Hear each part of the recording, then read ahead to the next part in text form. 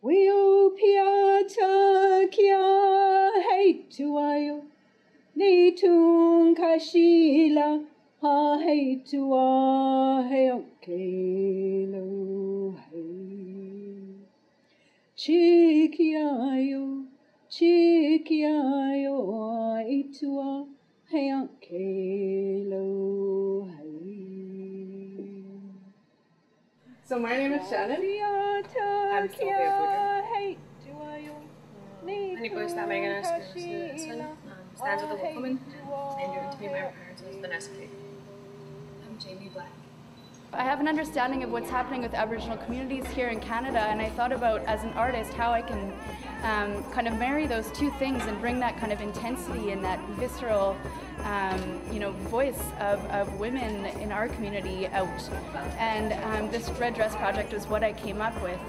And as you can see, the installation is the reason that I thought of it is because the red dress symbolizes the missing and murdered Aboriginal women across Canada. You know, Aboriginal women are affected by the residential school system, the 60s scoop, all of these things that presenters were speaking about today really affect Aboriginal women, Aboriginal families, and take away the power of Aboriginal women. And I really want this project to represent the strength and power of Aboriginal women in our communities. As an educator, I really think that it's a crying shame that we go through 12 years of public schooling without hearing anything about the real history of colonization in our country.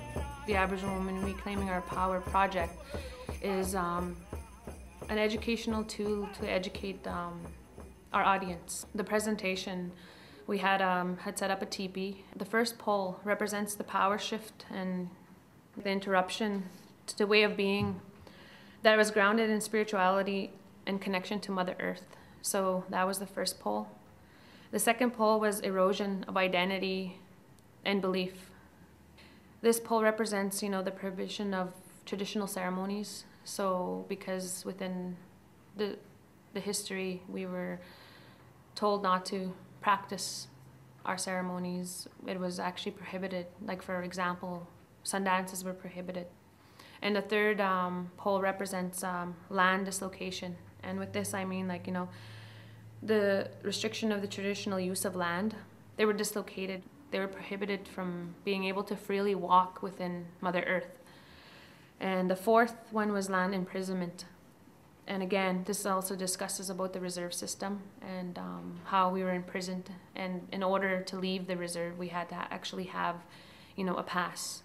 The fifth one was Christianize, civilize, and assimilate, is basically quote unquote taming the savage. We were taken from our mothers, taken from our families, and put into residential school and taught a Christian belief, whereas we already had our own sense of spirituality, our own sense of being. And it kind of ties in with the sixth pole, which is the residential school and child welfare system. This pole represents those children that have been taken away from their families and taken away from who they are and their roots. So also with the child welfare system, there's more children in care than the numbers that were in residential school. So the seventh pole represents language and silencing. So that language and silencing occurred first and foremost in the residential school. I'm not going to say that we lost our language because, within our hearts, our language still speaks. So that seventh pole represents that silencing. The eighth pole represents power and conditional rights. Canada adopted the Indian Act. It gave the Department of Indian Affairs complete control over the personal, political, social, and economic life of Aboriginal people within this region. So that's what the eighth pole represents. The ninth pole represents the hidden truth. Canadian history is written and taught from a settler's perspective, so it's a Western perspective. Our people and the Indigenous people of this area are very oral people, so a lot of it is not documented or written in the history books. So not a lot of what our people went through is not discussed. In saying that, a lot of people, they're not that they're being racist, but they're being ignorant because they don't know. They haven't been taught it in the educational institutions. Number 10, the pole number 10 represents genocide. the smallpox and other diseases that had devastated our people. With the 10th pole with genocide, there's a quote there, is from Duncan Campbell Scott, the Minister of Indian Affairs. Our objective is to continue until there's not a single Indian in Canada.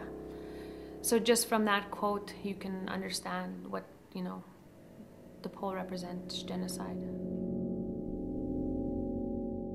There was also a volunteer from the audience that we'd asked to come and sit on the chair. What the person represented that was sitting on a chair was our people. And as each pole and as each point was expressed, we had put a layer of black cloth over the volunteer.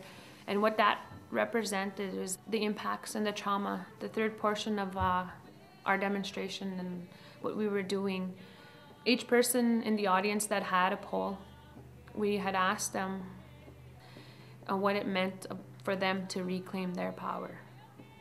And they were offering the tobacco to the center of the teepee, and they would put the pole back, bringing back and putting back together the teepee that was at the beginning was fully up and wrapped with the star blanket. Yahweh, Yahweh.